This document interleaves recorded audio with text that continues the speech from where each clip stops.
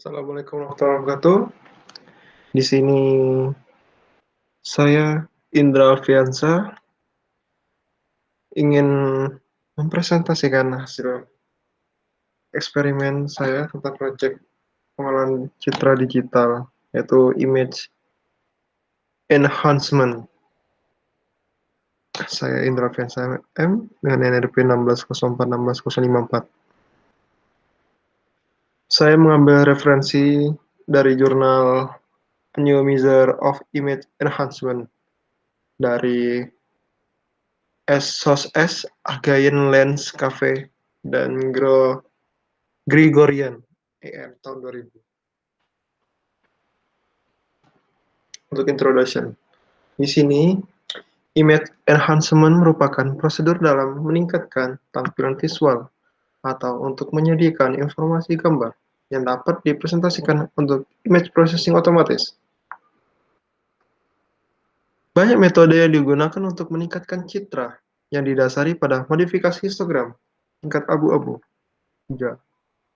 Metode dalam image enhancement secara umum dapat diklasifikasikan menjadi dua kategori, yaitu metode domain spasial yang beroperasi sebagai cara langsung pada pixel, dan metode frekuensi yang beroperasi pada transformasi gambar.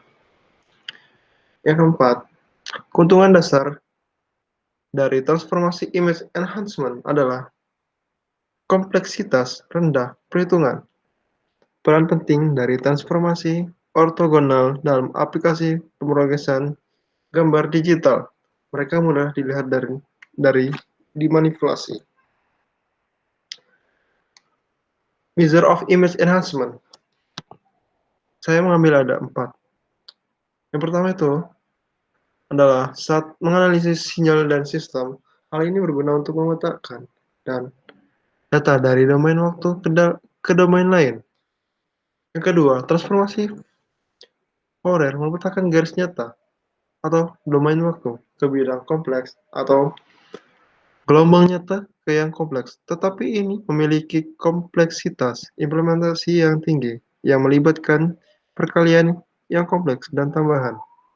Yang ketiga, menentukan spektrum, amplitudo, dan fase adalah konsep penting untuk gelombang kompleks. Sebuah spektrum amplitudo berisi informasi tentang kandungan energi dari suatu sinyal dan distribusi energi di antar frekuensi yang berbeda, yaitu sering digunakan di banyak aplikasi. Untuk konsep entropi dalam image enhancement, itu ada dua. Yang pertama itu Webers, yaitu menetapkan visual yang paling rendah, berpendapat bahwa deteksi visual manusia tergantung pada rasio, bukan perbedaan. Definisi kontras Weber digunakan untuk mengukur kontras lokal dari suatu objek.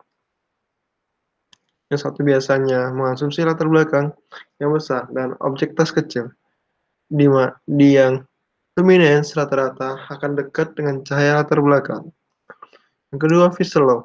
Fish Law ini diusulkan hubungan berikat antara intensitas cahaya, I, X, Y, dan kecerahan.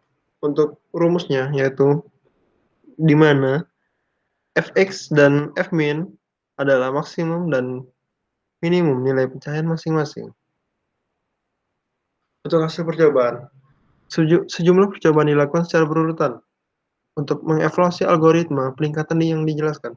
Untuk lebih jelasnya, hasil menunjukkan percobaan untuk sinyal 2D seperti bulan plus pada gambar jam.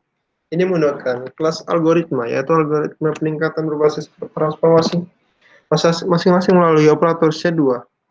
Kami menyajikan dua kelas eksperimen. Untuk meningkatkan gambar, sebelum lewat melalui algoritma visualisasi mengurangi informasi besarnya gambar sambil membiarkan informasi fase utuh. Sejak fase informasi jauh lebih signifikan daripada informasi besarnya dalam penentuan tepi, mengurangi besarnya menghasilkan kemampuan deteksi tepi yang lebih baik. Metode ini juga cenderung mengurangi lebih banyak komponen frekuensi yang paling rendah daripada komponen frekuensi paling tinggi,